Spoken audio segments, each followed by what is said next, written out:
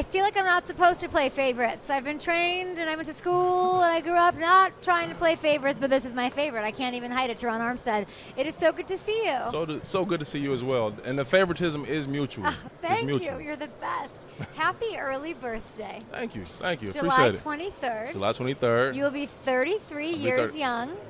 I'll be 33 years young. When I say that number, why do you make that face? No, it's just the fact that you even know my birthday is I'm humbled. I'm humbled. Yeah, I'm looking forward to it. I'm feeling great. Going into year 12 down in Miami, down in South Beach. So it's amazing. I can't wait. So tell me about what happened this past year when I was hearing these stupid, ridiculous retirement things flying out of your mouth. What was happening? Processing, we're going through. So it's a very emotional game. Yes. We don't show too much emotion as we're playing, and you guys don't really see that side of us too often. But it's a thought process. You get up there in the years. I just finished year 11, so tough loss to Kansas City in the playoffs. A lot of emotions going on, so it's a lot of processing that needs to be done. Talk to my family and all those good things. So, but no, we're back. We're ready. We're rolling. What changed? When did you wake up and say, "All right, I'm good"? I wouldn't say nothing changed. It's an evaluation period that I have kind of went through the last 2 or 3 seasons, and I was a little more vocal with that process this year, which kind of gained a little bit more attention, whether I did it intentionally or not. But nothing changed. I feel like I can still play this game at a very high level. I'm looking forward to doing things this year that will be talked about. How are you feeling? I feel good. I feel great, actually. Your body's good? It's the best I've felt in some years. How did you do that? Rest? Anything different? Yeah, my routine has grown. Okay. Getting more into the yoga, getting more mobile. Stem cell has helped quite a bit. I'm a huge fan of that alternative. Taking that alternative opposed to anything surgical or anything like that. Stem cell has been great, and I feel amazing. How is Miami? How is the fit? You're saying you like South Beach, you like the vibes. Talk to me about the team. I love where we are. We have a great blend of youth and veterans now. We have some great players. Jalen Ramsey coming. It's going to be his second year with us. The acquisitions that we got, I love where we are. In the third year of this regime with Mike and Frank Smith on offense, bringing in Weave too from Baltimore. Watching the defense and OTAs and minicamp was spooky. The looks, the disguises, the weapons that he has, and the way that he's using those guys. I love where we are. You love where you guys are. I love your quarterback. Me too. For some reason, he's polarizing. For some reason, people want to say what they want to say about him. He's got a contract situation happening right now. Do you think he deserves to be paid on par with the best in the league? Of course. Yeah. No, it's going to happen. Of course, we stay out of the numbers and negotiations, but it's going to happen. We need Tua to go anywhere that we're trying to go. All our dreams, goals, and aspirations is reliant on number one. And the Dolphins know that, the organization know that, the city, the league. So the way they iron out the numbers, all that. Negotiation gets tough in contracts. Yeah. Teams start to bring up bad plays, bad games, injuries. You start to get offended. Like, oh, man, that's how you really feel? But it's leverage. And once you peel back those layers and you keep it about the business, it'll get done. Is Tua somebody that comes to an OG like you and asks, what do you think about this? Or how does he approach? What are you learning about him, seeing him go through this process? Yeah. Me and Tua are really close. We live like a few houses down from each other. That's amazing. So we speak quite a bit. So, yeah, he's asked my advice on not just contract, but multiple things that have come up in these last few years. And I'm always there for him. And he's wise beyond his years, too. So I'm able to bounce things off him as well. Close with his family, too. And he talked to Drew Brees, which is my old quarterback, a lot. So he's someone that has no problem getting different advice and opinions. But he's a very strong-minded young man, and he's making great decisions. What do you see in him that you saw in Drew, too? I see the competitiveness, that level of the willingness to compete at all times. This past year, I saw jumps in leadership that resembled Drew to me, which is exciting. because I believe this year will be even more of a spike in that leadership and his demand from his peers. So if he see me slacking or Reek or Waddle or any, you know what I mean, he's not afraid and hesitant to be vocal about that. Opposed to my first year, he wouldn't have said or spoke up in certain situations. Last year he showed me that. And this year I believe it'll be even more. So that growth looks like him sort of holding the guys accountable? Absolutely. And from the head of the team, the leader of the team, you want that. Yeah. You want that. And we're going to hold his ass accountable too. You know what I mean? Did Drew hold your asses accountable? Drew held us in check. How did he do that? Like quietly? How did that work? Drew was not the most vocal. Yeah. Until he needed to be. So when he spoke, you listened. And he was direct, but he was also one that led by example. You see him first one in the building, last one to leave. You see him taking extra reps after practice. So a lot of us, and when we were in New Orleans, you can't lead a field before Drew. Yeah. So we just go get these pass sets in. The receivers go run these routes. When Drew's finished throwing, then we can get off the field. It's just it becomes contagious. Yeah. I can't remember being a non-leader. I can't remember you learning from other people. I feel like you came into the league a born natural leader. What is your role on this Dolphins squad? That for sure. That leadership role, that's me. And I definitely came in with leadership qualities, but I learned from everyone else. Like still to this day, I learned from the young guys. I learned ways to deliver messages. I learned how they learn best. So it's always an evolving display of leadership. Yeah. So I'm able to relate and get through. I've been a captain now for 7-8 seasons, you know what I mean? And I do not take that lightly. Biggest accolade of my career. So I take it very serious. That's the most fulfilling part of it for you. What are you chasing right now at this point? 12 years, and I asked Lane the same question. Y'all come in together? Me and Lane. You and Lane? Yeah. And now you're running OL Masterminds, giving advice. That's amazing. Yeah. I would love to. What Lane has, that ring, for sure. I want to be able to experience that. I would love to. This is that squad, though. If they can stay healthy and the defense can make big plays, and they've got a lot of the guys they were missing last year, this is a Dolphins team that can make noise in what I think is a kind of vulnerable AFC East. We have a chance. We have a legitimate chance. And a lot of teams feel like they do. At the beginning of training camp, all 32 teams might say that they do. In all honesty, maybe 12 have a legit chance. And I strongly feel that we're one of those 12 that have a chance. And that's all you can ask for in July. You're a leader here among all of these offensive linemen and, of course, on your team.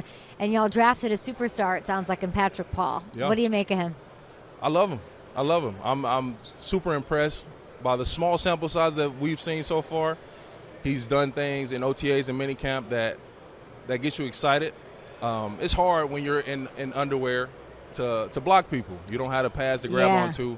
So when you see guys stand in front of and staying connected to D linemen and linebackers when you're in T-shirts, it translates well to when you get the shoulder pads on. So I'm very excited for that young man. And you met him here, I believe, at OL Masterminds a few years ago. I did.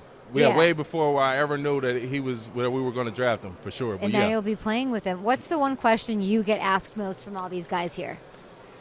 People like to ask me more about my aggressive sets, jump sets, hand placement, and the different things that I do with my hands. What is so hard to figure out about a jump set? It can seem risky to those that don't understand it or don't know the landmarks or the hand timing or things like that. You know, this world of O-line play is foreign to a lot of people. Yeah. And inside of that is even smaller nuances that can be even more alarming. So when you talk through jump set or you see someone do a jump set and they're successful, but you're like, what if he do this? What if he? Until you're able to ask those questions, you really don't know. So that's why I get those questions more than anything. How much of just what you just talk about is mental, the mentality of it? Yeah, that's the game. The game is whatever percentage we want to say mental, but it is. It's a lot of mental gymnastics going on. It's a lot of chess being played, especially when you get to two great players going at it with each other. It's a lot of chess being played. Guys asking me about how much do I change sets and show different looks, but I do it, especially when you're going against certain caliber players, the Von Millers and the Myles Garretts, the guys that are reading sets and are able to beat you on such things. You don't want to keep throwing them the same pitch. It'd be a home run. You could throw the same pitch because you've done it your whole career. Yeah. and you've done it really well for 11 years, and you were on a team that was competitive all the time in New Orleans. Does being around these new figures, even a new coach, new blood, new energy, does it do something to elevate your game? Like, is there a different level of Terron Armstead still? For me, I want to prove myself every day. You know, that's just me. That's my mentality. It's my approach. And I think it has bode well for me throughout my career. So when I came into Miami, you know, multiple Pro Bowl, whatever, like that, none of that matters. These guys don't know me at all. I have to go out and show. I have to go out and show that I can play, that I can protect. You really at a high think level. that? You don't think they know who you are, No, how you can play? Not at all. You're not a made man in your eyes. I got to go make the team every year. Every year I got to go make the team. So that's just my mentality. So when I got to Miami, these guys had to get a chance to see me organically. I didn't come in and try to run the show. No. I played my part. Yeah. I did my thing on the practice field. They see me locking some people up. You know what I mean? Oh, he got it. So, yeah. When you meet Mike McDaniel, what are you thinking? What are you thinking? That's my guy. But what are you thinking when you meet him? First time. So I seen some pros game interviews when he was in San Fran. Of course. You know, and then he get the head coaching job, and then I meet him on a visit before I actually sign, and he's that. He's funny. He's himself, which I appreciate. Okay. And that's what I love about him the most. He's genuine. That's really him. He's never wavered. The most serious times in a game, he's him, you know. And we definitely appreciate that from Mike. How different is he from Sean? Is it night and day? Yeah, Let's be honest here. They have some They're similarities. They're both great, but what? Okay, sure. What are let's start with the similarities. They're both brilliant offensive minds. They both have a unique and uncommon ability to dictate and predict what the defense will do, in multiple ways to attack it. Is special to see them put something on paper and then see it Sunday and it play out exactly like to the inch. Yeah. How they try to lay it out for us. It's amazing. It's incredible. Now the difference is they're both themselves too, right? They're both themselves. That's for sure. A good similarity. But two very different men. Sean's more intense. But they are who they are. They're like, they are. This is me. For sure. Yeah. Okay. Differences. And I love that about Sean too. He's tough. He was tough. He wasn't not a pat you on your back. He's not even a good job. You didn't get a good job from Sean Payton? Man, not really. Probably took about 8 years. But when he said it, what did that mean to you then? Almost cried. Do you remember the moment? Not really. Because it was short-lived. The game or the play? You don't remember when it was? No, Sean started to become more of a encouraging kind of coach, maybe like my 7th, 8th year, 9th year. You start to see that more with the Mike Thomas. Yeah, he got away from Parcells a little bit more. I think Sean's really good at evolving. Like to have that, Absolutely. Tomlin's the same way of how do you preach the same message year after year and not have it hit deaf ears. I think it's like really impressive and we have yet to see Mike McDaniel do that. Like you have to be able to do it over and over and over again with new messaging to get to your players who are millionaires running around and grown men. Absolutely. I've seen Mike take some steps too. He's a little more stern in some areas than he was Is when he aggressive first ever? year. Aggressive? No, right? That's not really his nature. Yeah. And he sticks to his nature, which, like I said, we appreciate. Big dreams for your post-football career. Rap? Are we doing that? Tell me about this. We got some music aspirations, some things Tell me, lined up. I need to know. What are the music aspirations? So I did Madden soundtrack last year in collaboration with Interscope. Trying to do more with Madden, the video game. That was incredible. Just like a life dream to be able to accomplish that.